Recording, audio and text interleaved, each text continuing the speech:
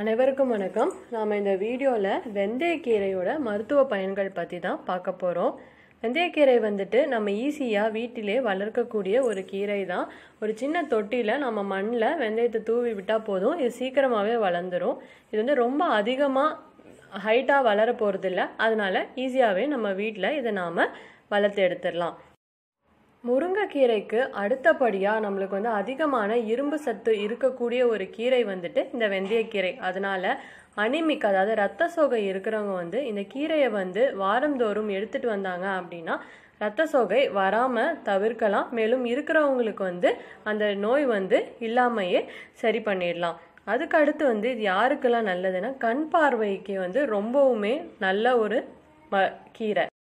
அதுக்கடுத்து பார்த்தோன்னா வயிற்றுப்போக்கு, அதாவது வயிற்று எரிச்சல் இருக்கிறவங்க, அல்சர் இருக்கிறவங்க, அதுக்கப்புறம் வயிறு உப்புசமாக இருக்கிறவங்க எல்லாம் இந்த கீரையை வாரந்தோறும் எடுத்துக்கிட்டு வந்தாங்க அப்படின்னா வயிற்றுப்போக்கு பிரச்சனைகள்லேருந்து நாம் ஈஸியாக விடுபட்டு வந்துடலாம். அதுக்கப்புறம் இப்போ வெயில் காலம் அப்படின்னாலே சில பேருக்கு உடல் சூடு அதிகமாக இருக்குது. அந்த காரணத்தினாலே நிறைய பேருக்கு இருமல் வரும். ஸோ அந்த இருமலை கட்டுப்படுத்தக்கூடிய ஒரு தன்மையும் அந்த வெந்தயக்கீரைக்கு அதிகமாகவே இருக்குது. பொதுவாக பெண்கள் அப்படின்னு நாம் பார்த்தோம் அப்படின்னா சில பேருக்கு மாதவிடாய் பிரச்சனைகள் இருக்கும்.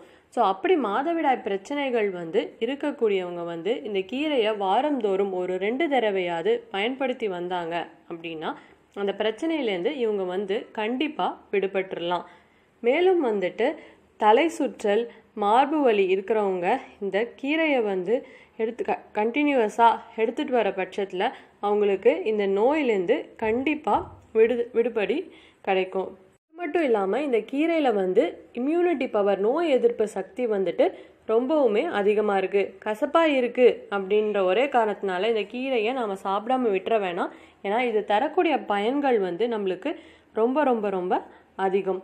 ஸோ அடுத்து வரக்கூடிய வீடியோவில் நாம் வேறு பல கீரையோட பயன்கள் பற்றி பார்ப்போம். நீங்களும் உங்கள் வீட்டில் இந்த கீரையை சமைச்சு வாரந்தோறும் பயனடைங்க. இந்த வீடியோ பார்த்ததற்கு நன்றி. இந்த வீடியோ உங்களுக்கு பிடிச்சிருந்ததுன்னா இந்த வீடியோவை லைக் பண்ணுங்கள், ஷேர் பண்ணுங்கள், சப்ஸ்கிரைப் பண்ணுங்கள், உங்கள் கமெண்ட்ஸ் போடுங்க.